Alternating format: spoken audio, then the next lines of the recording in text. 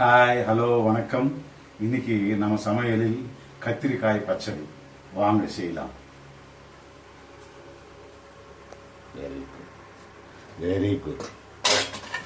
கத்திரிக்காய் பச்சடி விதவிதமாக செஞ்சுக்கலாம். கத்திரிக்காயில் இன்னைக்கு பச்சடி. அதுக்கு காஞ்ச மிளகாய், ஒரு ஸ்பூன் தனியா, கொஞ்சம் வெந்தயம், பெருங்காயம். தூள் இருந்தால் யூஸ் பண்ணிக்கலாம். இல்லை பச்சடிக்கு எல்லாமே கண்டிப்பாக பெருங்காயம் போடணுமா? ஆமாம், பெருங்காயம் எல்லா பச்சடிக்கும் இது ஒன்றா போட்டு வறுத்துக்கலாம். அதுக்கு வேண்டியது புளி, ஒரு சின்ன லெமன் சைஸ் புளி ஊற வச்சுருக்கேன். கத்திரிக்காய் எவ்வளோ? 1/4 கிலோ, 1/2 கிலோ? அது ஒரு 150 இருக்கும். அதுக்கு தகுந்த பொழுது நான் மிளகாயெல்லாம் வச்சுருக்கேன். அதுக்காக நீங்கள் பச்சை மிளகாய் யூஸ் பண்ணுறதா இருந்தால் அது கூட போட்டுக்கலாம். நாங்கள் பச்சை மிளகாய் யூஸ் பண்ண மாட்டேன், அதனால இது போட்டிருக்கேன். நீங்கள் பச்சை மிளகாய் யூஸ் பண்ணுறது நல்லா இருக்கும், அதில் செஞ்சுக்கலாம். நல்லா வதங்கிடுச்சு. இது நல்லா வறுத்துட்டோம் சிகப்பா. இது எடுத்து வச்சுக்கலாம். இப்போ கத்திரிக்காய் இந்த மாதிரி ஃப்ரை பண்ணி எடுத்துக்கிட்டோமா, அந்த எண்ணெய் இருக்கு இல்லைங்களா, அதில் இந்த கத்திரிக்காய் நல்ல வேகும். ஆயில்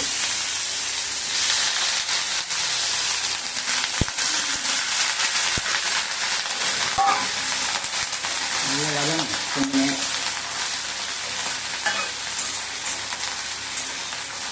இந்த புளி ஊற வச்சுருக்கோம் இல்லைங்களா, இது கூட இதிலே போட்டுக்கலாம்.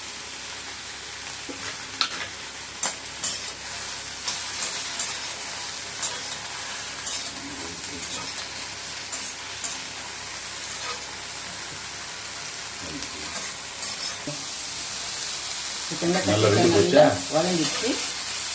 இது மிக்சியில் ஒன்றா போட்டு கச்சா பச்சா அரைச்சிக்கணும், நைஸாக அரைக்கக்கூடாது. ஸ்டவ் ஆஃப் பண்ணிட்டேன். இதை ஆறிடுச்சு. மிக்சியில் முதல்ல இது போட்டுக்கலாம், அப்புறமா அது சேர்த்துக்கலாம்.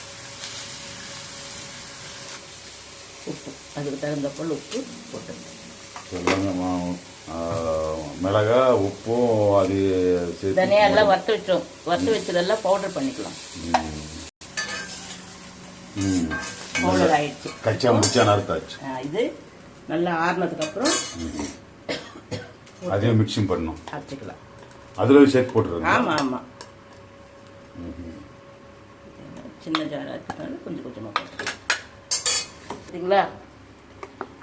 இதுதான் இந்த மாதிரி நம்ம மிக்சியில் போட்டு அரைச்சிக்கிட்டோம். ஆனால் பச்சை மிளகாய் விட காஞ்ச மிளகாய் தனியாக போட்டாலே டேஸ்ட் நல்லா இருக்கும். டேஸ்ட் நல்லா இருக்கும். ஆமாம், போட்டு அரைச்சிக்கலாம். கொஞ்சமாக எண்ணெய் விட்டு, பார்த்தீங்களா, கொஞ்சமாக போதும் எண்ணெய், நிறைய எண்ணெய் வேணாம். நம்ம எப்படி நெய் போட்டு சாப்பிடுவோம், அதனால இதில் கொஞ்சமாக எண்ணெய் போட்டுக்கலாம். பச்சடி எண்ணெய் போது ஒரு ஸ்பூன் நெய் மிக்ஸ் பண்ணிக்கிறோம் இல்லைங்களா, அதனால எண்ணெய் கொஞ்சமாக போட்டு கூட ஓகே. கடுகு, கொஞ்சோண்டு ஜீரகம், அதெல்லாம் பொரிச்சதுக்கப்புறம் கொஞ்சம் மஞ்சத்தூள் மிக்ஸ் பண்ணிக்கலாம். அவ்வளோதான்.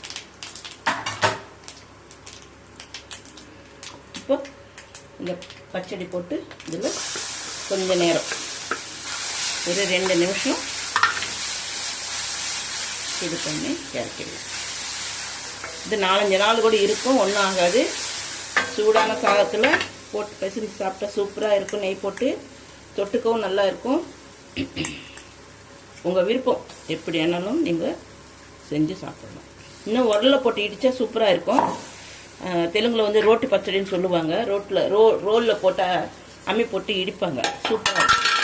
இங்கே தான் நமக்கு அதெல்லாம் இல்லை, எல்லாமே மிக்சி, எல்லாம் மிக்சி பச்சடி. Modern days. ஆனால் கிராமத்தில் இப்போ கூட செய்கிறாங்க இல்லையா? அங்கோட மாறிட்டாங்களா? என்ன மாதிரி இப்போ மாறிட்டாங்க. பழைய காலத்தில் இருக்கிறவங்களாம் கொஞ்சம் செய்கிறாங்க. பச்சடி இட்லிக்கு, தோசைக்கு சூப்பராக இருக்கும். சாப்பாடுக்கும் நல்லா இருக்கும். இதுதான் கத்திரிக்காய் போட்டு பச்சடி. பார்த்துக்கோங்க, இது சூப்பரான பச்சடி ரெடி.